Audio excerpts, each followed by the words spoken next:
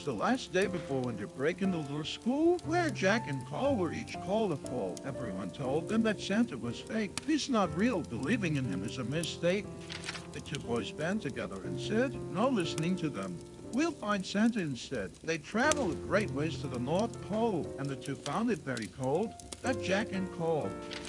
But eventually they came upon a large workshop. They agreed that it was the place where they would stop. Cole knocked on the door and Jack leaned forward and cried, Santa, it's Jack and Cole. Won't you please come outside? And as Santa got out of his shop, a noise erupted behind the three. Who else got out but the nasty Krampus, grinning with sinister glee? Now, said Krampus, don't worry, you'll just take this jolly old man. And he grabbed Santa and vanished faster than if he had ran. Out came three elves that explained the whole ordeal. Krampus wants to take him. The workshop blocks that appeal. But why does Krampus want him? That's Jack in confusion. Krampus can only survive through Santa's magic, so this was his natural conclusion.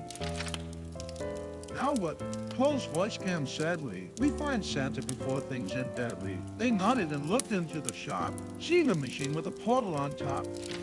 Jack and Cole crept into Krampus' lair and saw Santa Claus locked in a chair. The boys waited until Krampus was in another room and took Santa. Leaving so fast, Jack even said so. Going back through the portal, Krampus leaped out in front. He snarled and shouted, like a predator on the hunt. You will never leave, shouted the nasty old Krampus. I'll keep you here forever and you'll be the worst ones among us. That was when another portal opened beside the four. It was leading to a prison dimension like an unpleasant door. Cole took the chance and shoved the Krampus through. Then the three escaped and closed all the portals before Krampus could pursue.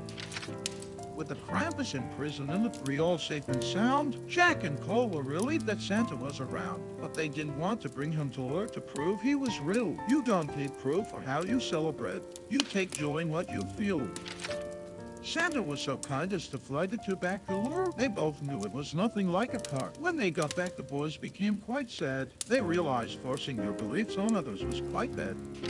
But at least they had learned and were ready for 320, when the arrival of winter memories would be plenty. After the day when they were in their own abodes, they thought of their day and how they enjoyed it loads.